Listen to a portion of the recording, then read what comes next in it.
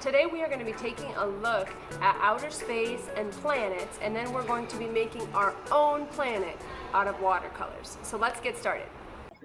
What do you think it looks like in outer space? When we look up at the sky, we sometimes see stars that look like this. We can see some that are brighter, and those might be planets. This is what it looks like if we would have a strong telescope. Today we're going to be making a background of a black starry night with white stars, and then we're going to be adding a planet on top. This is Mercury. You can see that it has many different colors, and you can even see from this picture some different craters and things on its surface. This is another beautiful planet, and it has lots of orange on it.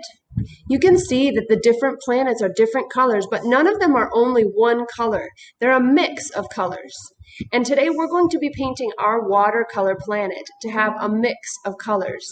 We might even be painting it some unrealistic colors, and that's okay because we're just doing it for fun. This planet is only one color. These are all the planets that we are in our solar system, and you can see that they're very different. Which one is Earth? Alright, first we're going to make our starry background, and what we're going to do for that is we're going to take a Q-tip and some white paint, and we're just going to dip the end of the Q-tip in the white paint, and we're going to make stars, little white dots, all over our background.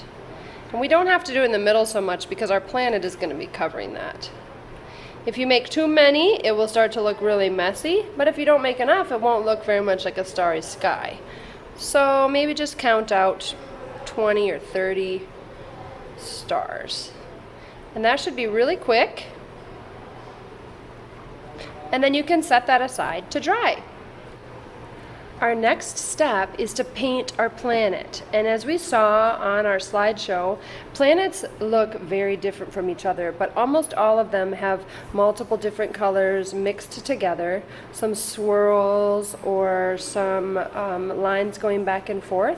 So you can choose a few colors, maybe 3 or 4 colors, and work on your planet. Now what I would do is I would usually put some water on my paper first, so that the watercolors have a good base and they will flow right on that water that you put down.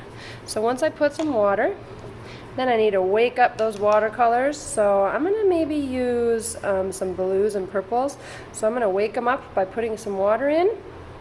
And I always rinse my brush between every time so that my colors on my watercolor tray don't get all yucky. And now I can go ahead and put them on, and you'll notice that because I added water already, you can see that it spreads across the page on that water. So when I put down just a little bit, it spreads out, and that's going to give a really cool look to your planet. So make sure you add that water at the beginning. Go ahead and mix some colors. I wouldn't mix them too much because you do like to see the different colors. But you can mix them together a little bit. So let's start painting.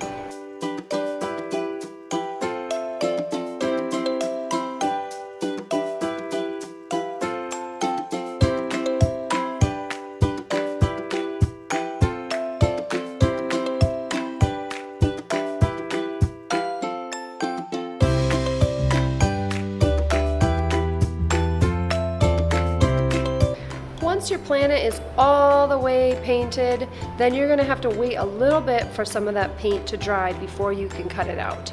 So let's just take a pause and we'll wait for that paint to dry. Alright artists, now that our planet and our background are dry, the last step is to cut it out and glue it on.